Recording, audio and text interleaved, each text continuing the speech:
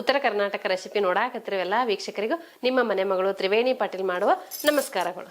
ನಾನು ಇವತ್ತು ಬೆಳಗಿನ ನಾಷ್ಟಕ್ಕೊಂದು ರೆಸಿಪಿ ಮಾಡ್ತೀನಿ ರೀ. ಅದು ಹೆಂಗೆ ಮಾಡೋದತ್ತೆ ನೋಡ್ಕೊಂಬರೋಣ ಬರ್ರಿ. ಮೊದಲೇದಾಗಿ ನಾ ಒಂದು ಬೋಲ್ ತೊಗೊಂಡೇನಿ. ನೀವೇನಾದ್ರು ನಮ್ಮ ಚಾನಲ್ಗೆ ಹೊಸಬರಾಗಿದ್ರೆ ಅಂದ್ರೆ ಸಬ್ಸ್ಕ್ರೈಬ್ ಆಗ್ರಿ, ಬೆಲ್ ಐಕಾನ್ ಒತ್ತಿರಿ, ನಿಮ್ಗೆ ನೋಟಿಫಿಕೇಶನ್ ಬರ್ತೈತಿ. ನಾವು ಹಾಕೋ ವಿಡಿಯೋಗಳು ಫಸ್ಟ್ ನಿಮ್ಗೆ ಬರ್ತಾವೆ, ಎಲ್ಲರಿಗಿಂತ ಮೊದಲಾಗಿ ನೀವೇ ನೋಡ್ಬೋದು ರೀ. ನಾನು 1 ಕಪ್ ಕಡಲೆ ಹಿಟ್ಟು ತೊಗೊಂಡಿನಿ. ಇದು ಹಸಿ ಕಡಲೆಬೇಳೆ ಹಿಟ್ಟು ರೀ. ಒಂದು ಬೌಲಿಗೆ ಹಾಕೋತೀನಿ ನೋಡ್ರಿ. ನಾ ಮಾಡೋ ರೆಸಿಪಿಗಳು ನಿಮ್ಗೆ ಏನಾರು ಯೂಸ್ಫುಲ್ ಅನಿಸ್ತಿತ್ತಂದ್ರೆ ಒಂದು ಲೈಕ್ ಮಾಡೋದು ಮಾತ್ರ ಮರ್ಯಾಕೆ ಹೋಗ್ಬೇಡ್ರಿ. ಈಗ ಇದಕ್ಕೆ ರುಚಿಗೆ ತಕ್ಕಷ್ಟು ಉಪ್ಪು ಹಾಕೋತೀನಿ ರೀ.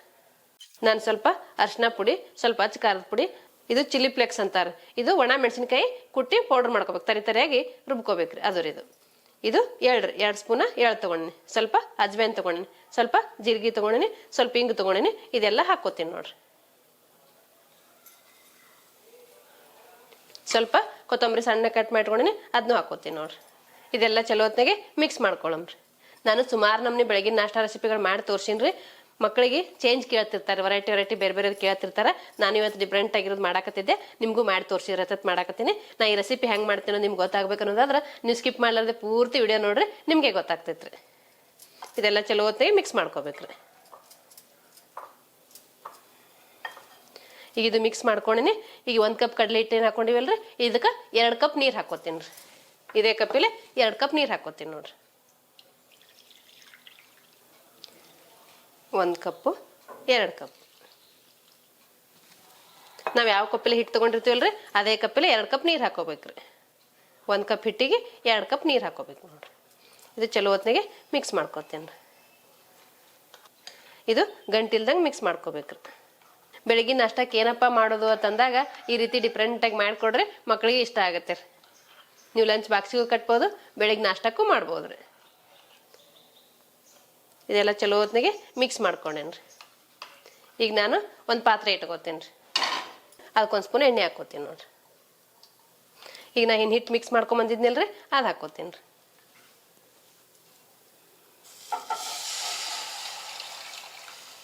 ಆದಷ್ಟು ನಾನ್ ಸ್ಟಿಕ್ ಪಾತ್ರೆ ಇದ್ರೆ ಒಳ್ಳೇದ್ರಿ. ನಾವು ಸ್ಟೀಲ್ದು ಜರ್ಮನಿದು ತೊಗೊಂಡ್ರೆ ಅಂಟ್ಕೊಳ್ಳೋ ಸಾಧ್ಯತೆ ಇರ್ತೈತಿ. ಕಡಲೆ ಹಿಟ್ಟು ಇರ್ತೈತಿಲ್ಲ, ಅಂಟ್ಕೊಳ್ಳೋ ಸಾಧ್ಯತೆ ಇರ್ತೈತಿ. ನಾನ್ ಸ್ಟಿಕ್ ಆದ್ರೆ ಅಂಟ್ಕೊಳ್ದಲ್ರಿ. ಹಾಗಾಗಿ ನಾನ್ ಸ್ಟಿಕ್ ತೊಗೊಂಡ್ರೆ ಒಳ್ಳೇದ್ರಿ. ಇದು ಗಟ್ಟಿ ಆಗೋವರೆಗೆ ಬೇಯಿಸ್ಕೋಬೇಕಾಗ್ತೈತ್ರಿ. ಈ ರೀತಿ ನೀವು ಮಿಕ್ಸ್ ಮಾಡ್ತಾ ಇದ್ರೆ ಅದು ಗಟ್ಟಿ ಆಗುತ್ತೆ ರೀ. ನೀವು ಅನ್ಕೋಬೋದ್ರಿ ಬೆಳಗಿನ ನಾಷ್ಟ ರೆಸಿಪಿ ಮಾಡಿ ತೋರಿಸ್ತೀನಿ ಅಂತಂದು ಇವ್ರು ಕಡ್ಲೆ ಹಿಟ್ಟು ಹಾಕಿ ಕಡ್ಲೆ ಹಿಟ್ಟಿನ ಪಲ್ಯ ಮಾಡಾಕತ್ತಾರಲ್ಲ, ಹಿಟ್ಟಿನ ಪಲ್ಯ ಜುಣ್ಕ ಪಿಟ್ಲ ಅಂತಾರಲ್ಲ, ಆ ರೀತಿ ಮಾಡಾಕತ್ತಾರಲ್ಲ ಅಂತ ನೀವು ಅನ್ಕೋಬಹುದು. ನೀವು ನೋಡ್ಕೋತ ಹೋಗ್ರಿ, ನಿಮಗೆ ಗೊತ್ತಾಗ್ತೈತೆ ಏನು ಮಾಡ್ತಾ ಇದ್ದೀನಿ ಅಂತೇಳಿ. ಇದೆಲ್ಲ ಚಲೋ ಹೊತ್ನಾಗೆ ಮಿಕ್ಸ್ ಮಾಡ್ಕೋಬೇಕ್ರಿ. ಪೂರ್ತಿ ಗಟ್ಟಿ ಆಗ್ಬೇಕ್ರಿ. ನೀವು ಇಡೋದ ನೋಡಾಕತ್ತ ನಿಮಗೆ ಗೊತ್ತಾಗ್ತೈತ್ರಿ ಎಷ್ಟು ಗಟ್ಟಿ ಆಗಾಕತ್ತೈತಿ ಅಂತೇಳಿ. ಇನ್ನೂ ಒಂದು ಸ್ವಲ್ಪ ಗಟ್ಟಿ ಆಗ್ಬೇಕ್ರಿ. ನಾವು ಜೋಳದ ರೊಟ್ಟಿ ಕಾಂಬಿನೇಷನ್ಗೆ ಹಿಟ್ಟಿನ ಪಲ್ಯನೂ ಇದೇ ರೀತಿ ಮಾಡ್ತೀವಿ. ಆದ್ರೆ ಅದಕ್ಕೆ ಉಳ್ಳಾಗಡ್ಡಿ ಒಗ್ಗರಣೆ ಕೊಡ್ತೀವಿ, ಹುಣಸೆಹಣ್ಣು ಹಾಕಿರ್ತೀವಿ. ಈಗ ಇದಕ್ಕೆ ಉಳ್ಳಾಗಡ್ಡಿ ಒಗ್ಗರಣೆ ಕೊಟ್ಟಿಲ್ರಿ, ಹಂಗೆ ಹಾಕೊಂಡೆ ನೋಡ್ರಿ ಹಿಟ್ಟು. ಇದೊಂದು 2 ರಿಂದ 3 ನಿಮಿಷ ಬೇಯಿಸ್ಕೋಬೇಕ್ರಿ. ಈಗ ಇದು ಬೆಂದೈತ್ರಿ, ನಾವು ತಣ್ಣಗೆ ಹಾಕ್ಬಿಡೋಣ್ರಿ. ಸ್ಟವ್ ಆಫ್ ಮಾಡಿ. ನಾ ಸ್ಟವ್ ಆಫ್ ಮಾಡೀನಿ. ಈಗ ಇದ್ರಾಗೆ ಬಿಟ್ರೆ ಬೇಗ ತಣ್ಣಗಾಗಲ್ರಿ, ಹಾಗಾಗಿ ನಾನೊಂದು ಪರಾತಿಗೆ ಹಾಕೋತೀನಿ ನೋಡ್ರಿ. ಇದು ತಣ್ಣಗಾಗ್ಬೇಕ್ರಿ. ಇದು ಸ್ವಲ್ಪ ತಣ್ಣಗಾಗಲ್ರಿ, ಕೈಗೆ ಮುಟ್ಟಾಕ್ ಬಂದ್ರೆ ನಾದಾಕ ಚಲೋ ಆಗ್ತೈತಿ. ಹಾಗಾಗಿ ತಣ್ಣಗೆ ಹಾಕ್ಬಿಡೋಣ್ರಿ. ಈಗ ಇದು ತಣ್ಣಗಾಗೈತ್ರಿ ನೋಡ್ರಿ, ಕೈಲೇ ಮುಟ್ಟಾಕ್ ಬರ್ತೈತಿ. ತಣ್ಣಗಾಗೈತಿ.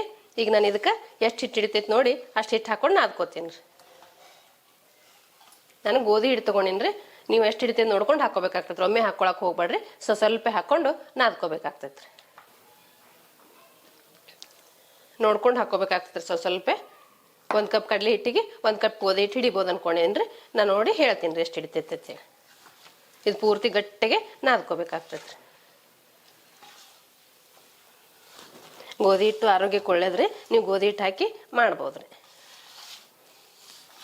ಇದು ಪೂರ್ತಿ ಗಟ್ಟಿಯಾಗಿ ನಾದ್ಕೋಬೇಕ್ರಿ. ನಾವು ಪುರಿ ಹಿಟ್ಟು ಏನು ನಾದ್ಕೋತೀವಲ್ರಿ ಆ ಹದ ಇರ್ಬೇಕ್ರಿ. ಇದು ನಾವು 1 ಕಪ್ ಕಡಲೆ ಹಿಟ್ಟು ಏನು ತೊಗೊಂಡಿದ್ದಲ್ರಿ, ಅದಕ್ಕೆ 1.5 ಕಪ್ ಗೋಧಿ ಹಿಟ್ಟು ಹಿಡ್ದೈತ್ರಿ. ನೀವು ನೋಡ್ಕೊಂಡು ಹಾಕೋಬೇಕ್ರಿ. 1.5 ರಿಂದ 2 ಕಪ್ವರೆಗೆ ಹಿಡಿತೈತ್ರಿ.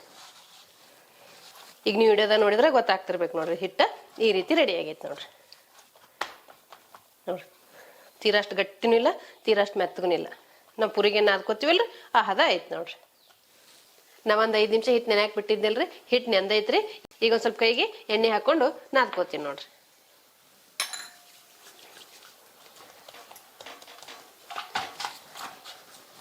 ಈ ರೀತಿ ನಾದ್ಕೋಬೇಕಾಗ್ತೈತ್ರಿ. ಯಾಕಂದ್ರೆ ನಾವು ಗಟ್ಟಿಗೆ ನಾದಿರ್ತೀವಿ ಹಿಟ್ಟ, ಸ್ವಲ್ಪ ಎಣ್ಣೆ ಹಚ್ಚಿ ನಾದಿದ್ರೆ ಸ್ಮೂತ್ ಆಗುತ್ತೆ ರೀ.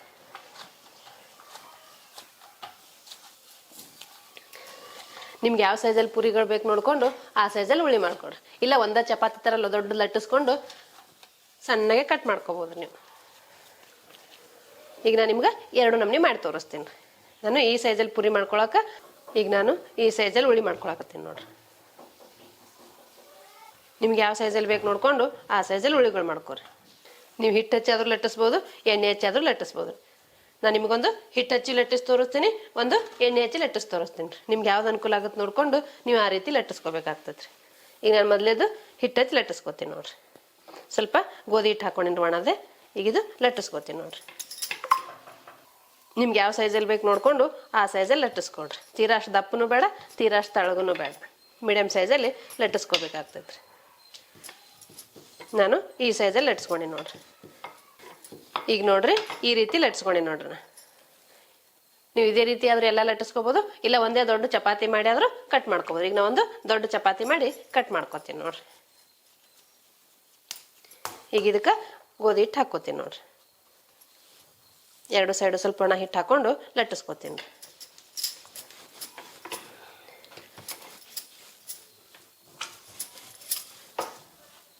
ಈ ರೀತಿ ಲಟ್ಟಿಸ್ಕೊ. ನಾವು ಹಿಟ್ಟಿಗೆಲ್ಲ ಮಸಾಲೆ ಹಾಕಿವಲ್ರಿ, ನೋಡ್ರಿ ಎಷ್ಟು ಮಸ್ತ್ ಕಾಣಕತ್ತೈತಿ ನೋಡ್ರಿ.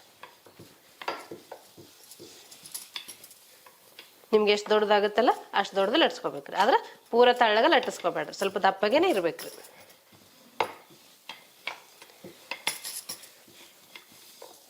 ನಾನು ಈ ಸೈಜಲ್ಲಿ ಲಟ್ಟಿಸ್ಕೊಂಡಿ ನೋಡ್ರಿ. ನಾನು ಈ ಥರ ಬಟ್ಲ ತೊಗೊಂಡಿನಿ, ಇದರಲ್ಲೇ ಕಟ್ ಮಾಡ್ಕೊತೀನಿ ನೋಡ್ರಿ. ನೋಡ್ರಿ ಈ ರೀತಿ ಕಟ್ ಮಾಡ್ಕೋಬೇಕ್ರಿ. ಅಂದ್ರೆ ಒಂದೇ ಥರ ಸೇಪ್ ಬರ್ತಾವಂತ ಅಷ್ಟೇ ರೀ.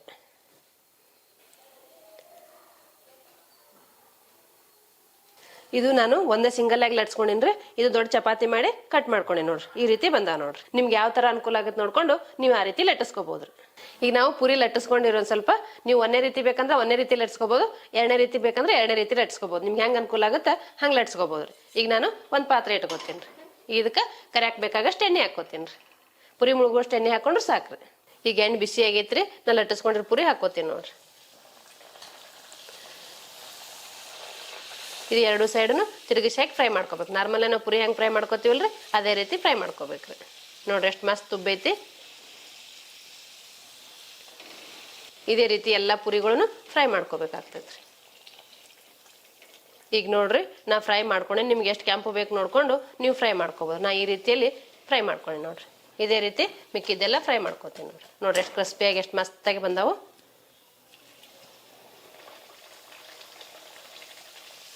ಎರಡು ಸೈಡು ಚಲೋ ಹೊತ್ನೆ ಫ್ರೈ ಮಾಡ್ಕೊಂಡ್ರೆ ಇವು ಮಸಾಲ ಪುರಿ ರೆಡಿ ಆಗ್ತಾವ್ರಿ. ಇವು ಕಡಲೆ ಹಿಟ್ಟಿನ ಮಸಾಲೆ ಪುರಿ ಬೆಳಗಿನ ನಾಷ್ಟಕ್ಕೆ ಅಥವಾ ಲಂಚ್ ಬಾಕ್ಸಿಗೆ, ಟೀ ಟೈಮ್ ಸ್ನ್ಯಾಕ್ಸಿಗೆ ಎಲ್ಲದಕ್ಕೂ ನಡಿತೈತ್ರಿ ಅದು. ನಿಮ್ಗೆ ಯಾವಾಗ ಅನುಕೂಲ ಆಗುತ್ತೆ ನೋಡ್ಕೊಂಡು ನೀವು ಮಾಡ್ಕೋಬೋದು.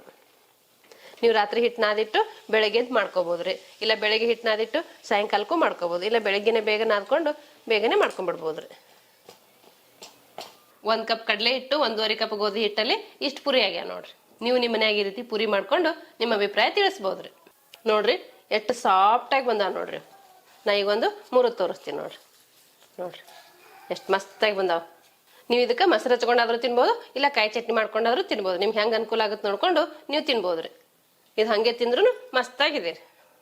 ನೋಡಿದ್ರಲ್ರಿ ವೀಕ್ಷಕರೇ, ಕಡಲೆ ಹಿಟ್ಟ ಗೋಧಿ ಹಿಟ್ಟಿಂದ ಮಸಾಲೆ ಪುರಿ ಮಾಡೋದನ್ನ. ಈ ಮಸಾಲೆ ಪುರಿ ಮಾಡೋ ಪದ್ಧತಿ ನಿಮ್ಗೆ ಇಷ್ಟ ಆಗಿತ್ತಂದ್ರೆ ಒಂದು ಲೈಕ್ ಮಾಡ್ರಿ, ಶೇರ್ ಮಾಡ್ರಿ, ಕಮೆಂಟ್ ಮಾಡ್ರಿ, ಸಬ್ಸ್ಕ್ರೈಬ್ ಆಗ್ರಿ. ಧನ್ಯವಾದಗಳು.